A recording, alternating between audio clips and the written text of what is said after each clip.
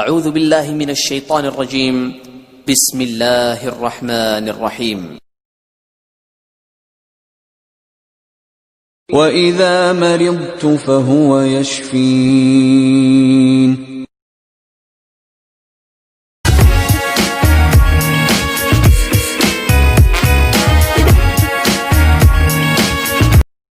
بسم اللہ الرحمن الرحیم۔ السلام علیکم ناظرین، healthy life style channel official on YouTube میں ہمیں ڈاکٹر خالد آپ کو خوش آمدید کہتے ہیں۔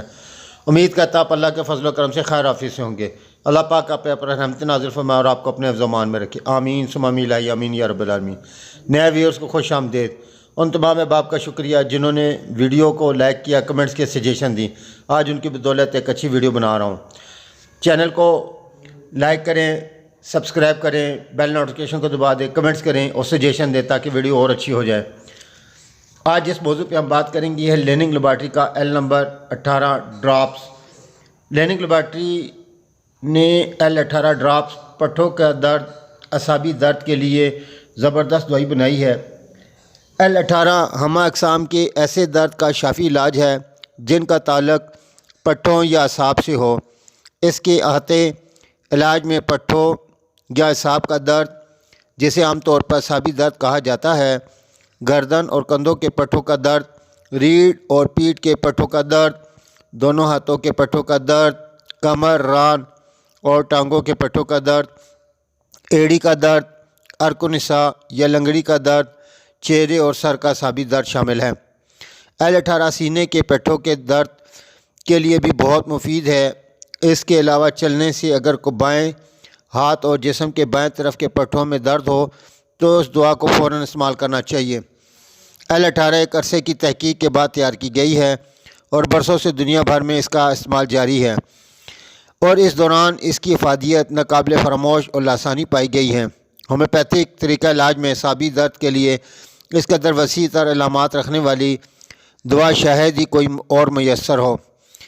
طریقہ استعمال اس طرح ہے: 20 سے 30 قطرے دن میں 3 دفعہ تھوڑے سے پانی میں ملا کر ایک گھونٹ میں حل کر کے پی لیں۔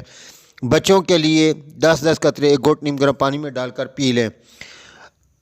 اس دوائی کو متواتر استعمال کریں۔ اس دوائی کا متواتر استعمال پٹھوں کا درد اور اعصابی درد ہمیشہ کے لیے چھٹکارے کا سبب بن جائے گی۔